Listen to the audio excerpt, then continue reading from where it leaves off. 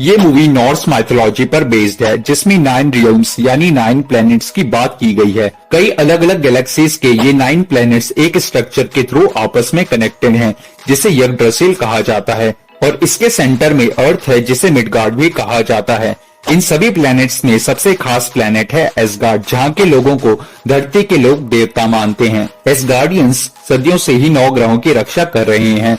1965 AD में जोटनहाइम नाम के एक प्लैनेट, जहां पर फ्रॉस्ट जायंट्स यानी बर्फीले दानव रहते हैं, वहां के राजा लॉफी ने इन 9 ग्रहों पर कब्जा करने की सोची और इसकी शुरुआत उसने इंसानी दुनिया से की। फ्रॉस्ट जायंट्स इस पूरे ग्रह को बर्फ से ढककर यहाँ पर राज करना चाहते थे, मगर एसगार्ड के राजा ओडिन अपनी फौज के साथ धरती पर पहुंचकर इन्हें रोक लेते हैं।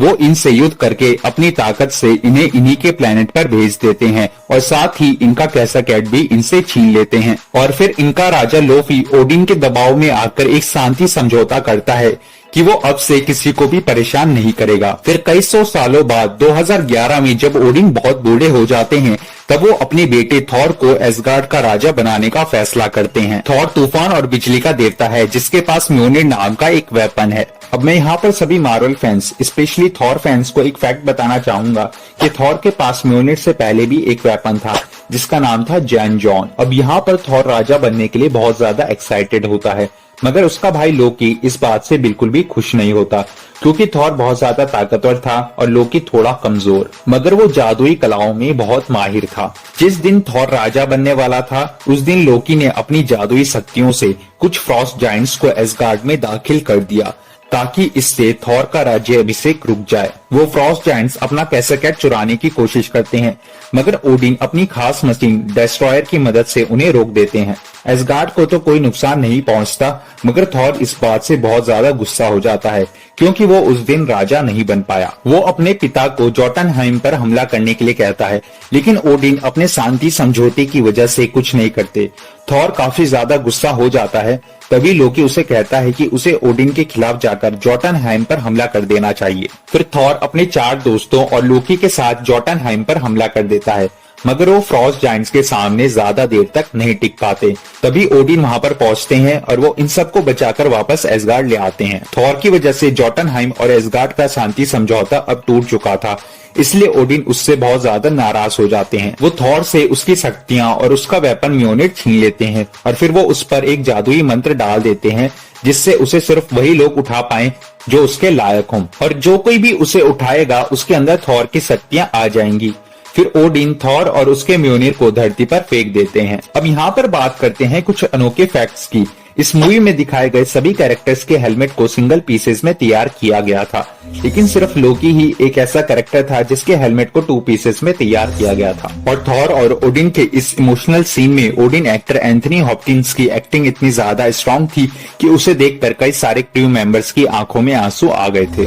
अब आगे हम देखते हैं कि थॉर और म्योनिर धरती के न्यू मैक्सिको में आकर गिरते हैं, जहाँ पर थॉर की मुलाकात कुछ वैज्ञानिकों से होती है, जिनमें से एक थी जेन फॉस्टर, जो कि एक एस्ट्रोफिजिसिस्ट होती है। जब जेन अपने साथियों के साथ स्पेस की स्टडी कर रही थी, तभी थॉर एक वार्म होल से वहां पर आकर गिरता है, जो कि जेन के लिए एक बहुत बड़ी घटना थी, क्योंकि इस खोज से उसका नाम बहुत ऊंचा हो सकता था। इसलिए वो थॉर को अपने साथ रखकर उससे बहुत सारे सवाल जवाब करती है। उधर म्योनिर को देखने के बाद बहुत सारे लोग उसे उठाने की कोशिश करते हैं, मगर वर्दी ना होने की वजह से वो उसे नहीं उठा पाते। जब सील्ड की नजर इस पर पड़ती है, तो वो लोग इस जगह के आसपास घेराबंदी कर लेते हैं और सील्ड के एजेंट्स जेन फोस्टर से उसकी रिसर्च का सारा डेटा छीन लेते हैं, ताकि इस घटना के बारे में किसी को भी पता न चल सके। थॉर को जब ये पता चलता है कि म्योनिर उसी शहर में है, तो वो उसे लेने के लिए वहां पर पहुंच जाता है। वो लड़ झगड़ कर म्योनिर तक पहुंच तो जाता है, मगर वो उसे नहीं उठा पाता, क्योंकि वो इस वक्त बहुत ज्यादा मतलबी और घमंडी हो चुका है। फिर सील्ड के लोग उसे अपनी गिरफ्त में ले लेते हैं। फ्रेंड्स, क्या आपको पता है कि फिल्म की शूटिंग के लिए अलग अलग म्योनिर बनाए गए थे, जिनका साइज तो सेम था, लेकिन उनका वजन अलग अलग था। जब थॉर को डायलॉग बोलने होते थे, तब वो 3.5 kg के म्योनिर को यूज करता था, और जिस वक्त एक्शन सीन्स को शूट करना होता था, उस वक्त 1 kg के म्योनिर को यूज किया जाता था। अब मूवी में हम एसगार्ड को देखते हैं, जहाँ पर लोकी बहुत परेशान था। फ्रॉस्ट जायंट से लड़ाई के दौरान जब उसे एक फ्रॉस्ट जायंट ने छुआ था, तब उसका हाथ का कलर बदलकर ब्लू कलर का हो गया था। और इसके बाद जब वो फ्रॉस्ट जायंट्स के कैसाकैट को उठाने के लिए जाता है, तो वो कुछ पलों के लिए फ्रॉस्ट जायंट्स की तरह दिखने लगता है। जब वो इस बारे में ओडिन से पूछता है तो वो उसे बताते हैं कि कई सालों पहले फ्रॉस्ट जायंट से लड़ाई के बाद उन्हें जोटनहाइम के मंदिर में एक बच्चा मिला था जो कि वहाँ के राजा लोफी का बेटा था। क्योंकि वो बच्चा काफी छोटा और कमजोर था, इसलिए लोफी ने उसे मरने के लिए अकेला छोड़ दिया। ये बच्चा था लोकी, जिसे ओडिन ने अपने पास रख लिया और अपनी शक्ति से उसका रूप बदल दिया। ये सारी सच्चाई जानने के बाद लोकी ओडिन पर बहुत गुस्सा हो जाता है और इतने सारे सदमों को झेलने के बाद ओडिन की तबीयत बहुत ज्यादा खराब हो जाती है। वो ठीक होने के लिए गहरी नींद यानी ओडिन स्लीप में चले जाते हैं।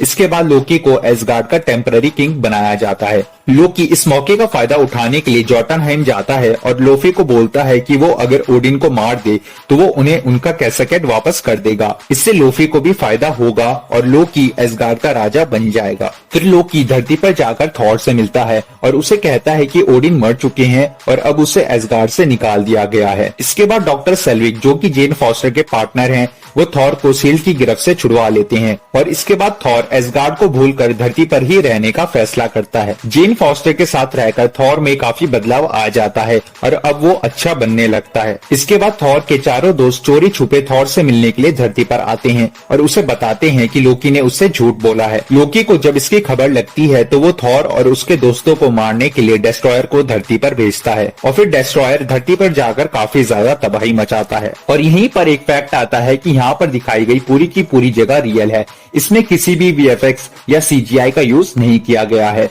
और इस जगह को बनाने के लिए मेकर्स को 6 महीने लगे थे। अब डेस्ट्रॉयर को रोकने के लिए थॉर के दोस्त आगे बढ़ते हैं, लेकिन थॉर उन्हें रोक लेता है। थॉर लोकी को शांत करने के लिए अपनी कुर्बानी देने के लिए तैयार हो जाता है। फिर डेस्ट्रॉयर थॉर पर हमला करता है, जिससे वो अधमरा हो जाता है, लेकिन थॉर के इस बलिदान की वजह से उसकी शक्तियां और म्योनिर उसके पास वापस आ जाते हैं, जिसके बाद वो डेस्ट्रॉयर को हरा देता है। इसके बाद थॉर अपने दोस्तों के साथ एसगार्ड वापस लौटता है, जहाँ पर ओडिन को मारने के लिए लोफी आ जाता है। लेकिन जब वो ओडिन को मारने ही वाला होता है तभी लोकी उसे धोखा देकर उसे मार देता है ताकि वो ओडिन की नजर में अच्छा बन सके। इतने में थॉर वहाँ पर पहुँच जाता है और उसकी और लोकी की लड़ाई शुरू हो जाती है। लोकी इस कोशिश में लगा होता है कि वो सभी फ्रॉस्ट जायंट्स को मार के ओडिन को ये दिखा सके कि वो उनका लायक बेटा है और इसलिए वो बाइफॉस्ट का इस्तेमाल करके जोटनहाइम को तबाह करना शुरू कर देता है।